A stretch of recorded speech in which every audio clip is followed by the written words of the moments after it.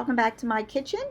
Today I'm going to make some Bok Choy, and I'm going to recommend, if you have them at your supermarket, to get the Bok Choy tips. I was able to find these at Wegmans.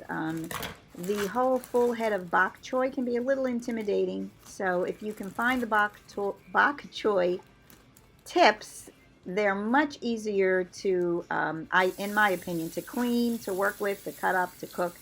So recommendation one would be to, if you can find them, get the Bok Choy tips. Just makes it easier. So we're going to take the leaves and we are going to run them under cold water, and we're going to clean them really good. Get any dirt off of them before we go ahead and cook them up. And yes, Bok Choy is extremely healthy vegetable. That one had a little flour in it. Not sure where that came from, but might be edible, but we're not sure about that, so I'm going to go ahead and take that out. And we're just going to continue to clean up this Bok Choy before I chop it up. So now we're going to take this Bok Choy, and I usually take 5 or 6 of the little tips, and then I just chop it up. And it is definitely, it's considered a superfood, and it is very rich in all kinds of goodies. And it's definitely a vegetable. If you don't eat it yet, you might want to try, because it's super, super healthy for you. So we're going to go ahead and chop this up before we place it in our pan. And because you're using the tips, the stalks aren't going to be too hard to, to cook.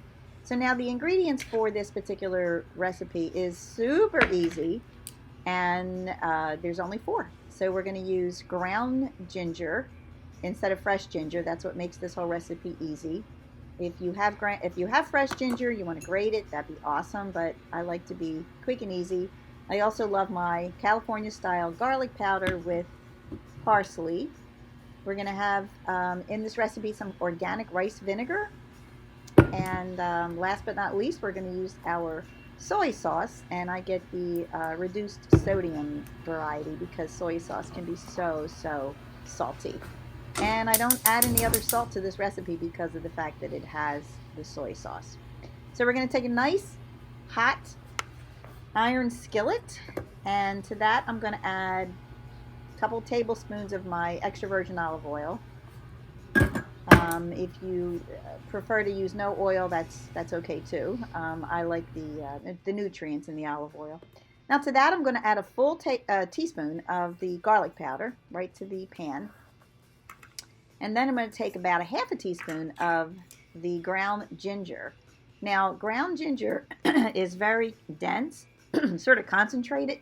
So if you're using fresh ginger, I would say probably do it at about a teaspoon of the ground ginger.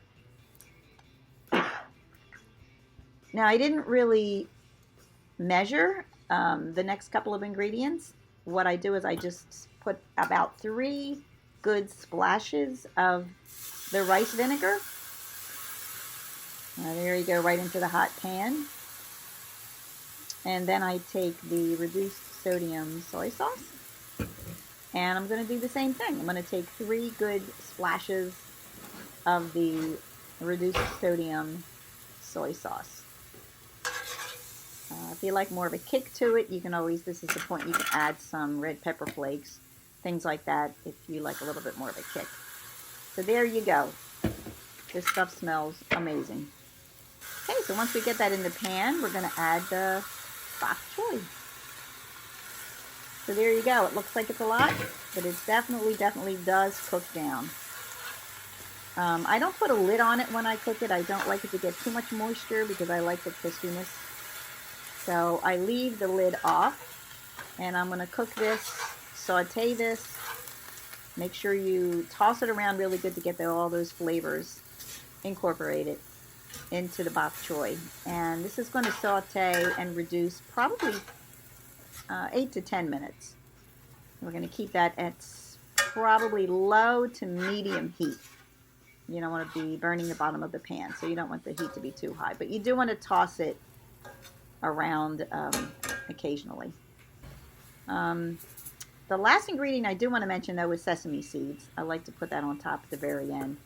Gives a little bit of a crunch. So this is about halfway through. We're coming in again. We're going to toss it again.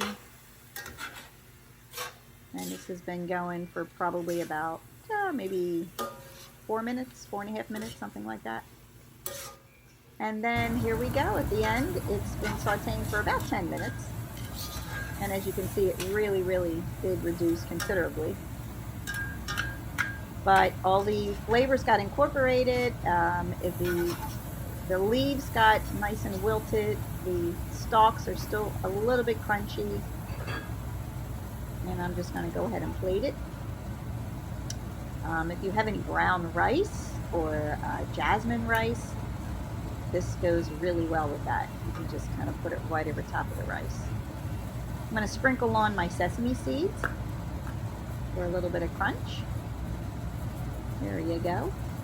And then I'm going to come in for the taste test. So there we have our delicious bok choy. If you like this recipe, please let me know if you tried it, if you liked it. This is delicious, yummy. Hope you enjoyed it. Give me a thumbs up if you did, and I'll see you guys next week.